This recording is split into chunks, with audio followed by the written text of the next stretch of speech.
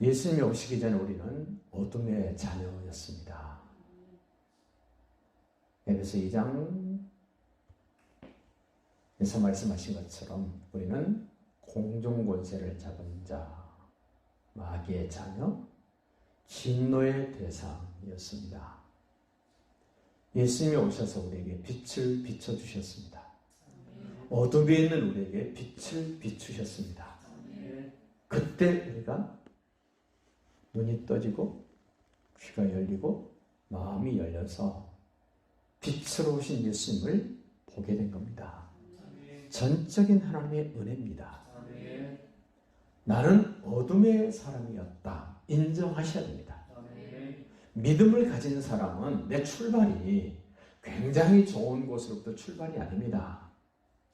어둠이었고 저주였고 심판이었고 멸망이었던 그 자리에 내가 있었습니다. 멸망인지도 모르고 있었고 어둠인지도 모르고 있었고 그것이 저주인지도 모르고 사단마귀의 종노릇 하는 줄도 모르고 있었던 나에게 참 빛으로 이 땅에 예수님이 오셨습니다. 성경은 이렇게 소개합니다. 나는 참 빛이다. 어둠에 있는 사람들에게 자기를 볼 수 있고 사단마귀를 볼 수 있고 하나님을 볼 수 있도록 밝은 광명천지로 우리를 이끌어 주시게 오신 분 예수입니다. 그렇게 어둠 속에 있던 나에게 지금까지 경험해보지 못했던 전혀 다른 참 빛으로 예수님이 내게 비춰주셨는가? 그 예수님이 비치는 빛이 내 속에 확실하게 들어왔는가? 점검해 봅시다. 어둠에 있던 나에게 빛이 들어오면 어떤 일이 벌어집니까? 오늘 소개합니다. 32절 보십시오. 전날에 너희가 빛을 받은 후에 고난의 큰 싸움을 견뎌낸 것을 생각하라. 오늘 이 말씀 읽고 난 다음에 믿음의 거성들에 대한 삶의 흔적을 히브리서 11장으로 소개를 합니다. 믿음으로 살았던 사람들, 믿음을 가진 사람들의 삶은 이러했다라고 히브리서 기자가 전체적인 믿음의 선배들을 모아서 히브리서 11장에 기록해 놓았습니다. 그들도 어둠에 있었습니다.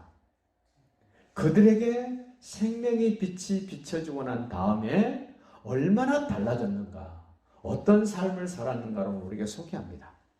너희가 빛을 받은 후에 고난의 큰 싸움을 경험하면서 견뎌낸 것들을 생각하라. 고난의 큰 싸움. 목숨 걸고 싸워야 합니다.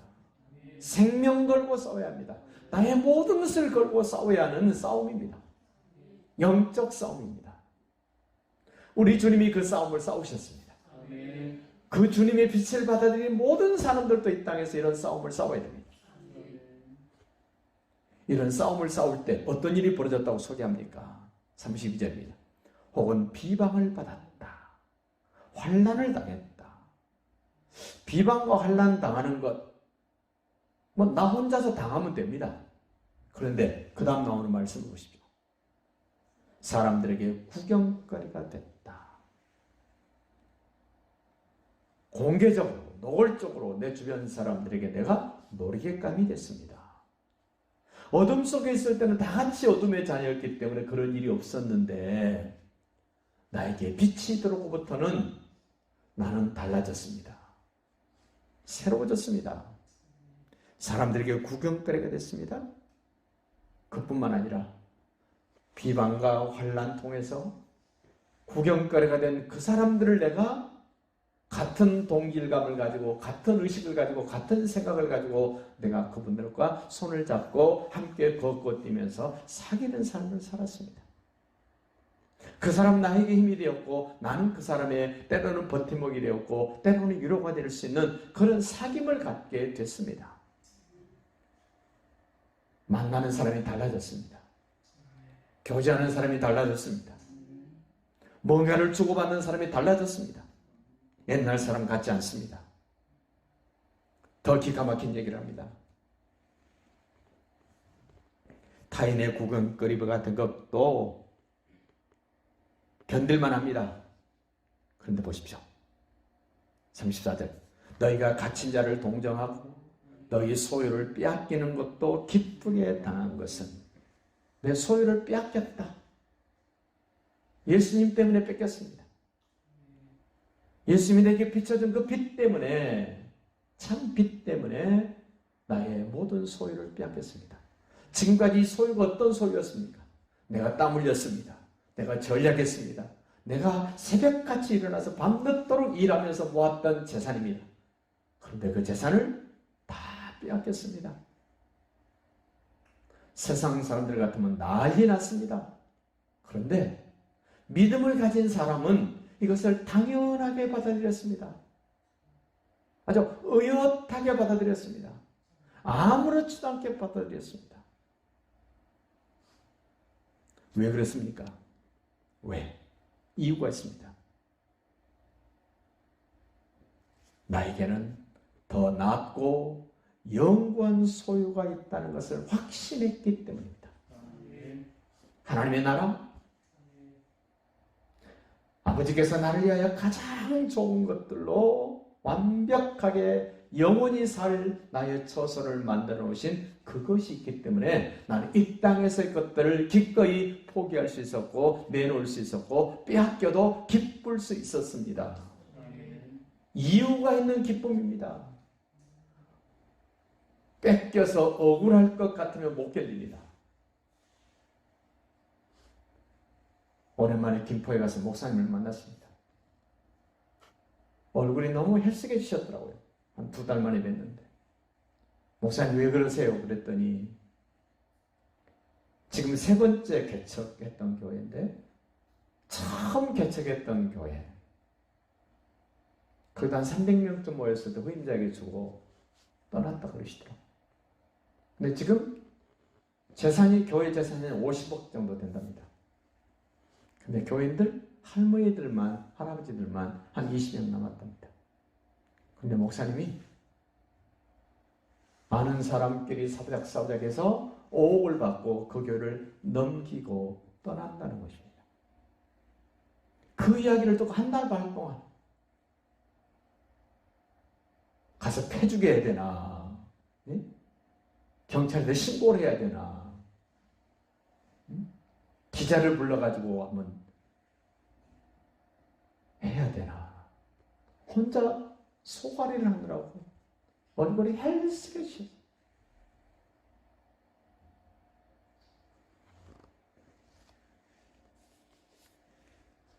제가 그랬습니다. 그것은 그 목사님 몫으로 놔두세요. 하나님이 계시는데. 근데 저는 이제 3자 아닙니까? 당신이 개척해서 그 정도로 안정되고 성장된 교회가 지금 아주 찌부러져가지고 그것도 돈 얼마에 교회를 팔고 간다는 걸 생각하니까 안 편한 거예요. 우리는 기억합시다. 나에게 더 낫고 영원한 소유가 있다고 확신하는 거예요. 그럼 이 땅에 좀 부족하면 어떻습니까? 결론입니다. 35절. 그러므로 너희 담대함을 버리지 말라. 예수님이 믿어지는 자는 하나의 특징이 있습니다. 담대합니다. 환난 앞에 담대합니다. 비방받고 비난받는 일에 담대합니다. 나의 소유를 빼앗기는 것도 그렇지 그럴 수 있지. 이런 담대함이 있습니다.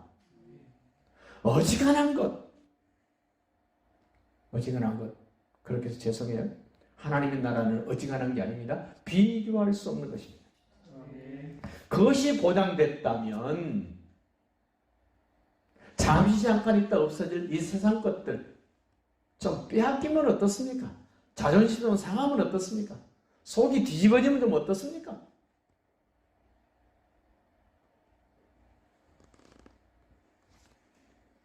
우리는 담대함을 잃어버리지 않기를 바랍니다.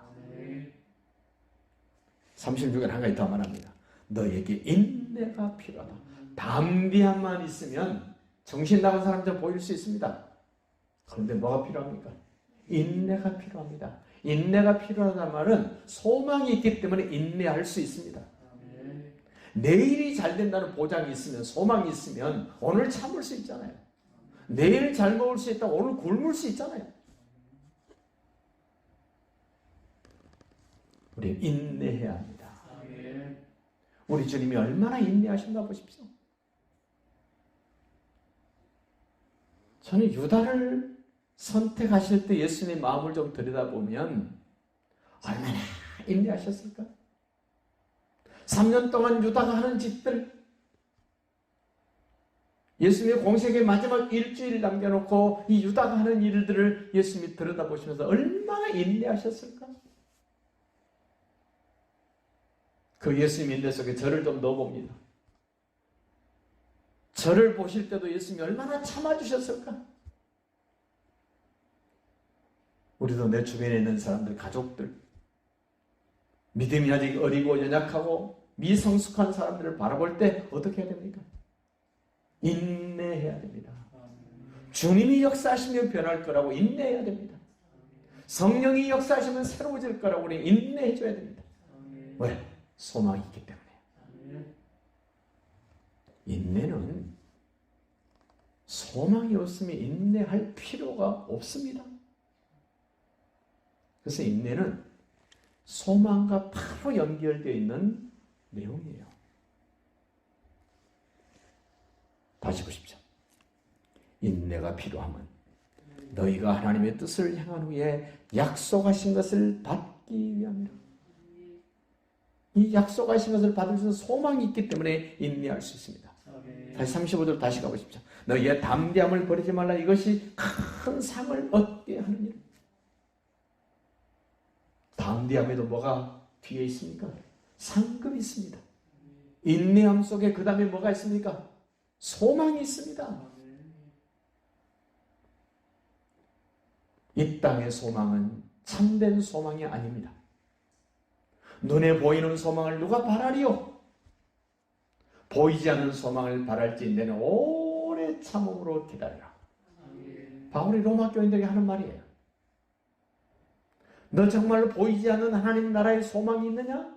그렇다면 오래 참고 기다리라. 반드시 그 상급이 너에게 주어질 것이다. 반드시 그 인내는 열매가 될 것이다. 눈에 보이는 소망은 참 소망이 아닙니다. 눈에 보이는 소망을 가졌던 사람들, 그것이 이루어지면 그 다음에는 꿈이 없습니다. 허랑방탕하게 삽니다.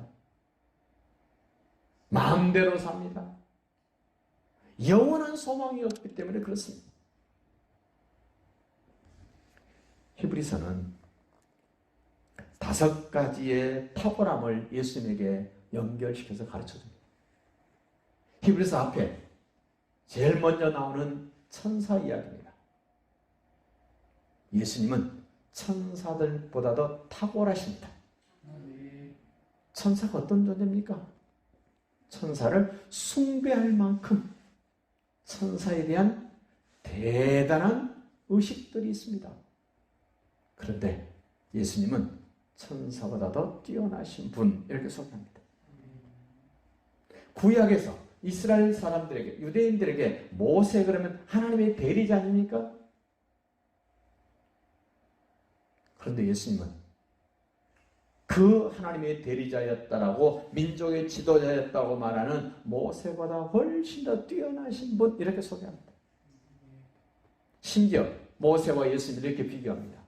모세는 아버지 집에 사환으로 충성했고 종으로 일했고, 예수님은 아들로서 충성했다. 종하고 아들입니다. 모세는 종입니다. 예수님은 아들 상속자입니다. 아론이 있습니다. 히브리 사람들에게 아론은 첫 번째 대제사장입니다. 이스라엘 민족의 죄를 속죄하는 대속죄일에 지성소에 들어가서 하나님을 만나고 나오는 유일한 제사장 아론이었습니다. 그런데 그 아론보다도 예수님은 훨씬 더 뛰어나신 분이다. 아론과는 비교할 수가 없다. 아론은 생명이 그치면 또 다른 대제사장으로서의 그 역할을 이어가야만 합니다. 예수님은 하나님의 영원한 제사장이십니다. 비교할 수 없습니다. 여호수아 보십시오. 약속의 땅 가나안 땅을 정복하며 이스라엘 백성들에게 땅을 나누어줬던 여호수아 아닙니까? 근데 우리 주님은 여호수아가 이스라엘 백성들이 끌고 가나안 땅에 들어가서 나누어진 그 안식과는 비교할 수 없는 영원한 안식을 우리 주님은 우리에게 보장하셨습니다. 여호수아가 이스라엘 백성들의 각 지파를 따라 땅을 나누시고 기업을 나눠주신 것처럼 우리에게 예수님은 영원한 하나님 나라의 기업을 주십니다. 히브리 사람들에게 하나님을 생각하면 빼놓을 수 없는 것이 제물입니다. 제사 지낼 때 제물로 바쳐진. 그래서 히브리서 9장 그렇게 말합니다. 황소의 피가 우리의 죄를 없이할 수 없다. 우리의 피를 없앨 수 있는 유일한 분은 하나님의 아들 그리스도이신 예수님의 피밖에 없다. 이렇게 5가지의 탁월함을 예수님이 가지고 있다. 그러니 너희들 유대교로 돌아갈래? 예수를 그리스도를 믿고 신앙생활을 할래? 그러면서 지금 37절부터 39절 얘기합니다. 잠시 잠깐 오면 오실 리가 오시리니 지체하지 아니하시리라. 너 그러니 유대교로 다시 돌아갈래? 예수를 그리스도를 믿는 믿음 생활을 계속해 갈래? 잠시 잠깐 오면 오신다. 너 유대교로 갔다가 다시 돌아올 수 있는 기회가 없을 수 있어. 38절로 말합니다. 나의 의인은 믿음으로 말미암아 살리라. 또한 뒤로 물러가면 내 마음이 그를 기뻐하지 아니하리라 하셨느니라. 뒤로 물러간다는 말이 무슨 말이에요? 유대교에서 기독교로 왔다가 다시 뒤로 물러가 유대교로 가는 것 하나님이 안 기뻐하신다. 나의 의인은 믿음으로 살아야 돼. 믿음으로 살아야 돼. 참 설명하기 어려운 말. 믿음으로 산다는 것. 상상 이상입니다. 비방과 환난과 구경거리와 고난의 큰 싸움을 싸우고 모든 소유를 다 빼앗긴다. 이랬던 것이 뭐냐면요. 믿음으로 사는 자의 특징이었어요. 주일날 하박국 2장을 설교하려고 오늘 이 설교하는 거예요. 우리 은혜교회도 성경대로 있는 자는 더 갖게 되고 없는 자는 있는 것도 빼앗기는 그런 모습들이 우리 교회 안에도 있으면 좋겠다. 말씀을 계속 받은 사람은 더 풍성해지고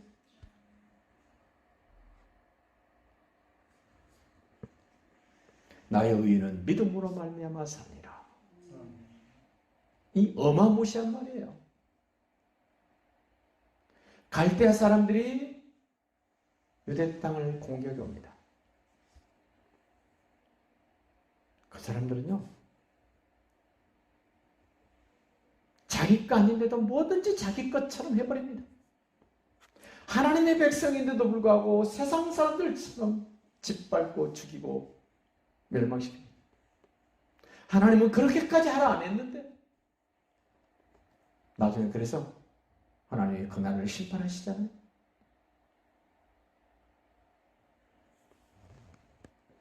믿음으로 산다는 것은요, 엄청난 대가를 지불하라는 말이에요. 안타깝게 현대를 사는 크리스천들이 대가를 지불할 생각을 안 합니다. 희생할 생각을 안 합니다. 헌신할 생각을 안 합니다. 희생하라고 헌신 안 했는데 재산을 다 뺏겠다. 신앙생활 되겠습니까? 못합니다. 목사님들 만나서 이렇게 대화를 해보면요, 헌금이 안 되는 사람은 죽었다 깨라도 헌신이 안 된다 그래요. 헌금이 안 되는 사람은 헌신이 안 된다. 저도 동의합니다. 돈이 귀해요? 목숨이 귀해요? 그러면 돈이 아까워서 하나님 앞에 못 드리는 사람이 자기 목숨을 내놓을 수 있습니까? 반대로 생각하겠습니다. 하나밖에 없는 생명을 하나님께 내드렸다면 물질, 시간, 재능 어때요? 얼마든지 드릴 수 있습니다. 자기 생명보다 육신보다 훨씬 더 값이 떨어진 헌금도 못 드리는데요. 어떻게 자기 몸을 헌신하고 자기 목숨을 하나님께 어떻게 맡길 수 있고 내드릴 수 있습니까? 불가능합니다.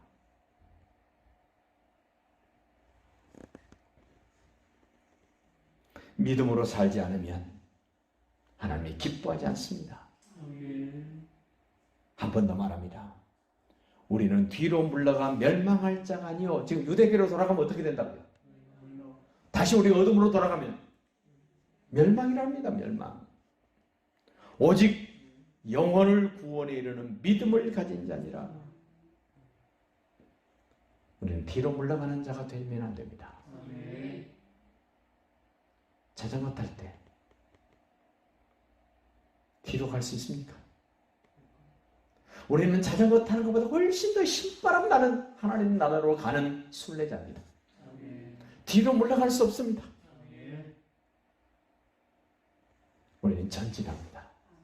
하나님의 나라를 향하여, 아버지의 보호자를 향하여, 영원한 나의 처소를 향하여 전진만 합니다. 훨씬 그것이 쉽습니다. 뒤로 물러가거나 주저앉아 있는 우리의 모습이 아닙니다. 우리는 오직 영혼을 구원함에 이르는 믿음을 가진 자니라. 예수님에 대한 신뢰가 분명해지시기를 바랍니다. 하나님의 나라에 대한 확신이 분명해지시기를 바랍니다. 그것만이 담대함을 갖게 됩니다. 그것만이 인내하게 됩니다. 그것만이 전진하게 됩니다. 그 믿음의 반열에 함께 할 수 있기를 예수님의 이름으로 축복합니다.